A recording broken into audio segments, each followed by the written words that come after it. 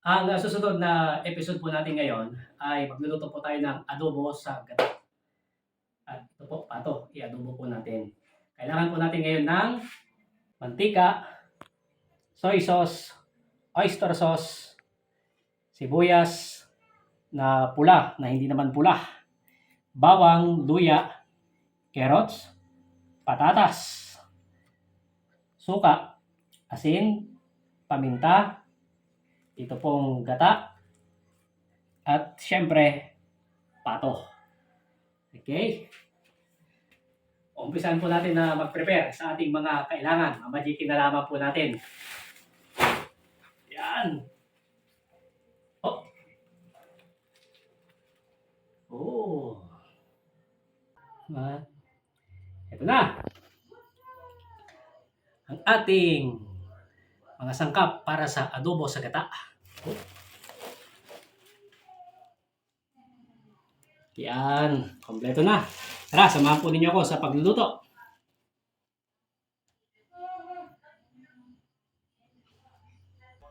Bigyan natin ng mantika.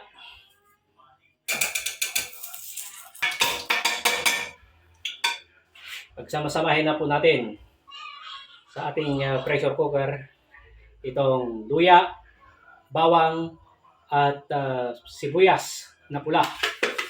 At hindi naman pula.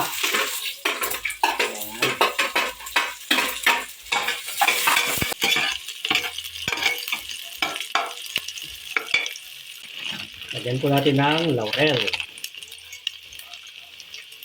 Tapos paminta.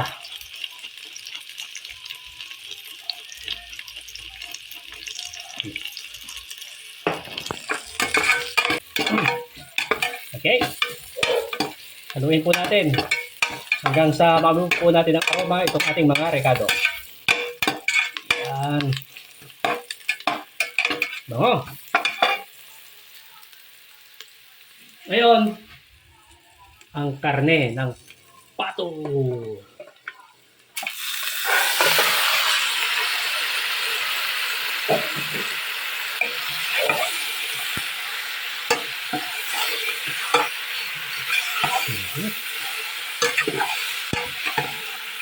Igigisa lamang po natin to para matanggal po yung lansa.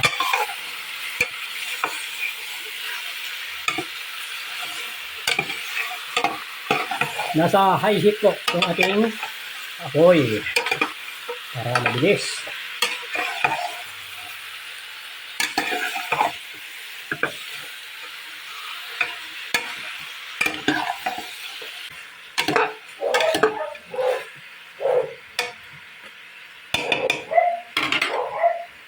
Lagyan na po natin ng oyster sauce. Ayan.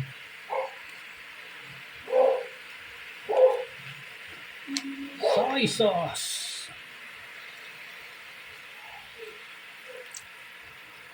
Adobo muna po natin itong ating karne.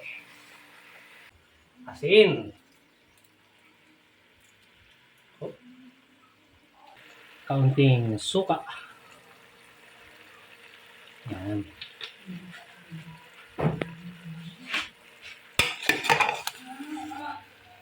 I-adobo lamang po natin ito. Lagyan natin ng kaunting tubig.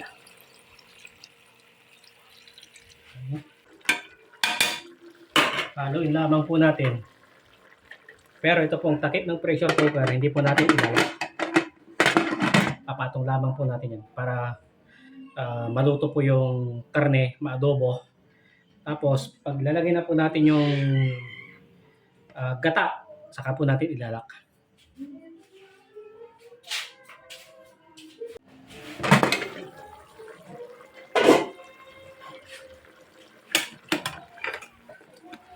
Yan, bango na. Okay.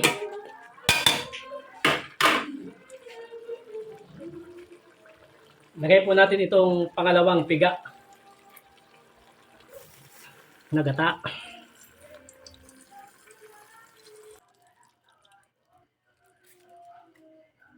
namang unang piga. Ito yung purong gata. Yan, kalahati lang. Para mamaya, itong natitira, ilalagay ulit po natin para mas creamy po itong ating adobo sa gata. Lagawin po natin.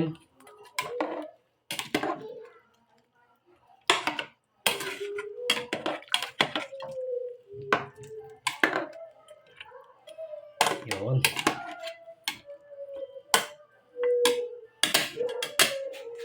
Tapos ito pong atay at puso ng pato. Lalagay po natin dito sa may lumang tawag nyo rito. Ribs, tadyang. Para madali po natin makita kapag binuksan po natin mamaya ito pong pressure cooker. At hindi po basta matutunaw ito pong atay ng pato. Tatakpan na po natin. At ilalak.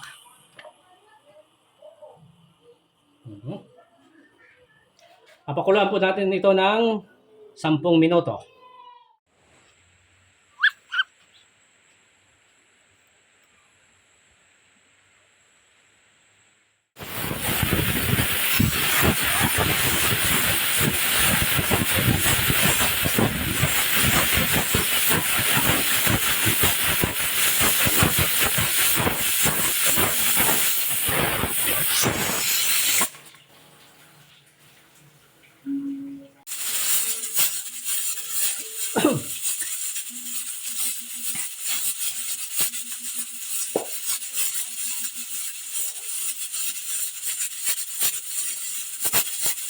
Papatayin muna po natin itong stove.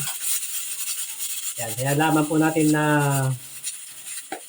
main-in ito pong ating ilulutong adobo sa gata sa loob po ng pressure cooker. At mamaya, ilagay na po natin yung patatas at carrots at siyempre yung pong unang piga na gata ng nyog.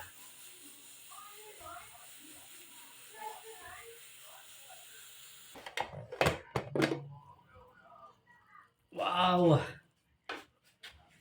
No. Alisin na po natin itong atay.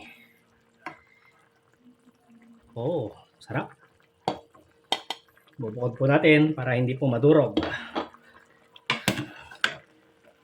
Yan, malambot na. Hindi naman po kasi masarap yung karne pag masyadong malambot, Kaya ito katamtaman lang.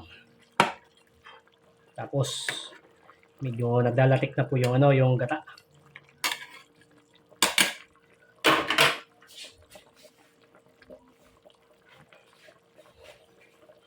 Patatas at ang carrots.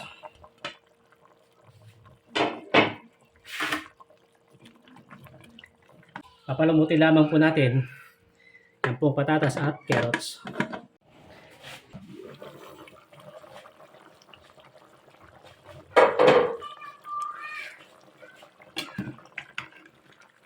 Yan.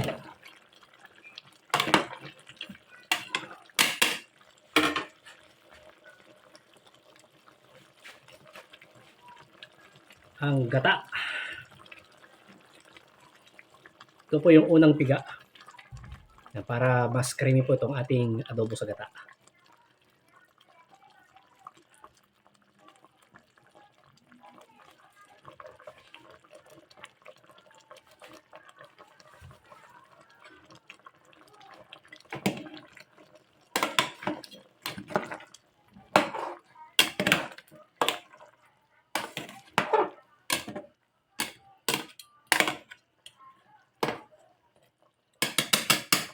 Nasa low heat po itong ating stove.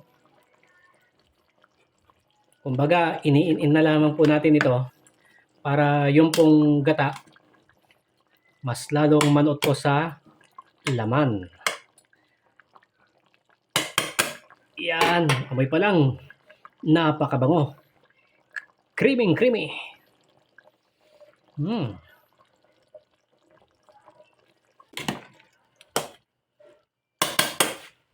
Ayun, luto na.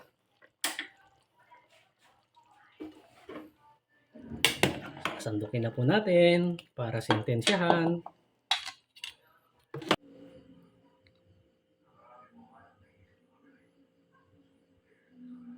Ito na po mga kababayan ang ating adobo sa gata na karne ng pato.